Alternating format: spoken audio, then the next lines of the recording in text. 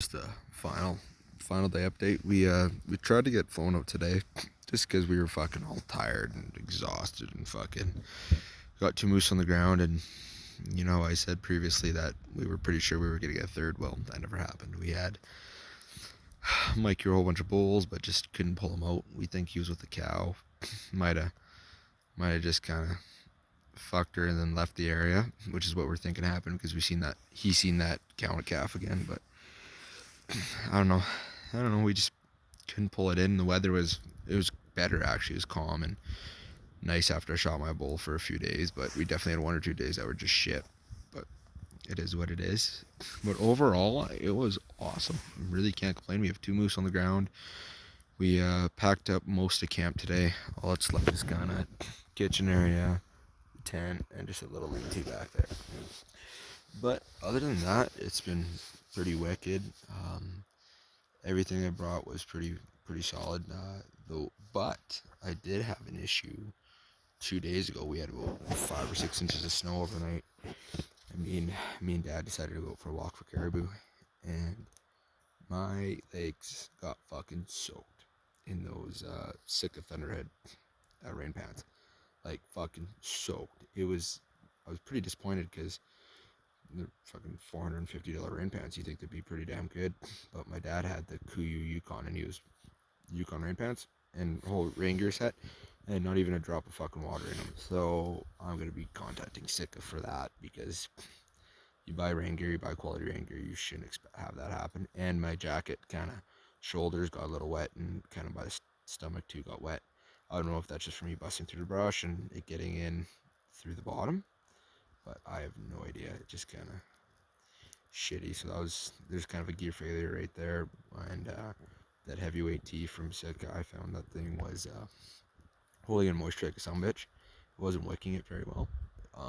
The Kuiu Pentalon 200 outperformed it hands down. Wigged the moisture a lot faster, a lot better. I would get wet, and then like about 30 minutes after, I'd be completely dry again, as a Sitka one would stay wet for a longer period of time. So I'm thinking I'll go with the Kuiu route for the midweight stuff, just because how fast it dried everything. And my merino wool bottoms from Kuiu have still been really well, but I know you read reviews that they don't stink after 8-9 days. Well, that's a fucking lie, because my upper ones fucking, there's a stench to them. I'll be honest, they're not fucking beautiful, but the main part that stinks is just the armpits, which I'm sure it happens to everybody. Everything else actually just smells fine. Um, but one thing actually that's a huge standout for me so far this trip is this Under Armour gear from Winners that I've bought for the last fucking pants. For the last year and a half, I've been accumulating it, and holy fuck, I'm impressed. This jacket, what I do at night is because we're in one of those Kofaru TP tents that has crazy moisture buildup. I put this jacket here over the bottom of my feet of my sleeping bag, so I don't get moisture on my sleeping bag and it gets wet. I do that so I kind of sacrificial lamb. They get all the moisture and everything up, like catch all the moisture, and the inside is still dry the next day. And I'll put it on that morning, and it'll be warm, dry. I wore this in a rainstorm and a snowstorm. Didn't get wet at all, and it kept its warmth really well. It bucks the wind really well too. And then I got what is this? This is the Under Armour cold gear pants with the fleece lining. Can't really complain about them. I wear them around. They're pretty much my camp pants, and I'm warm as fuck. Like, I'll be cold, put them on, buck the wind really well, and just there I go. So I might start to look at the Under Armour stuff a little more now, because they are a cheaper option to most of the Kuiu and Sitka and First Light gear. So I'll take a look at them, because I'm very, very impressed. To see what happens with that Sitka rain gear. If that doesn't work out, I'll probably go to the Under Armour route. But yeah, if people haven't tried the Under Armour gear, I highly suggest it. And this cam was wicked. It blends in really well with all this buckbrush out here, and even back at home in the timber. You get this green stuff in it early season, and it blends in really well. And it's good quality stuff. My dad wore them 3 or 4 days in the buckbrush being wet, and he never got wet once. The outside of the pants would get wet, obviously, but the inside no. So something I'm gonna maybe steer a few more people to. But one thing I did notice is I didn't bring enough socks. I kind of went through all my hiking socks pretty fast, one for 3 or 4 days a piece. Or no, 2 or 3 days, depends which ones. More 1 pair, 2 days. But they kind of stink a bit, and they don't keep the warmth in as good. And I didn't wear my 1 pair because I just couldn't find them, but I finally found them, so I'm going to wear them tomorrow on the flight out. But, and I packed enough shirts, but I only wore my long sleeve Kuyi one just because it's warmest. I don't really need a short sleeve out here. So maybe I could have scaled back on the shirts I brought. And I think that's really about it. I'll be going through a really in-depth gear review when I get back. Kind of tell everybody what worked, what didn't work, what I liked, what was my super standout gear, and what I could have adjusted. But overall, just kind of a quick recap. Everything went well. We got 2 moose on the ground.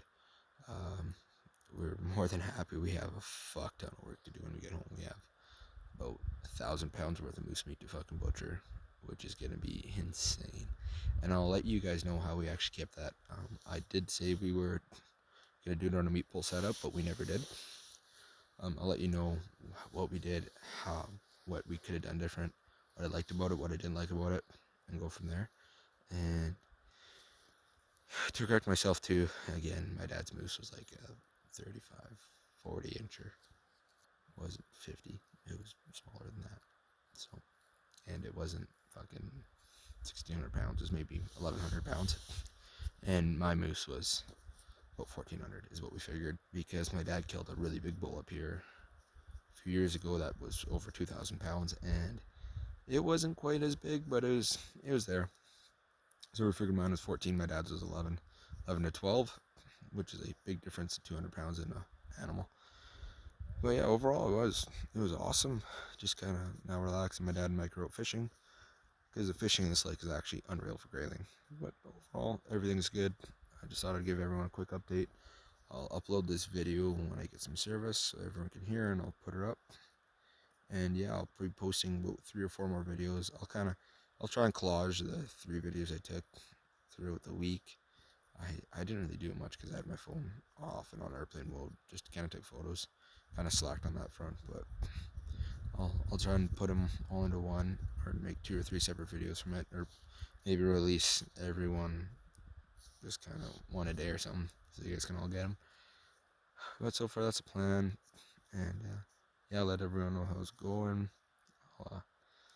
And yeah, I'll just go into a more in-depth gear review, kind of what I thought about the trip and stuff. So I might have a longer video on that, because knowing me, I'll talk for a while. But on the other note, there's a quality bullseye there in this area.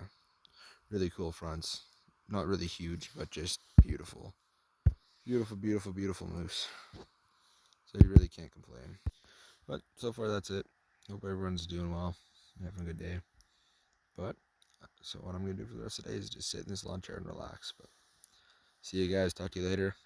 I'll make sure to post a video of the beaver coming in and us flying out, because beaver or otter depends what we get tomorrow. So hopefully everyone's having a good day.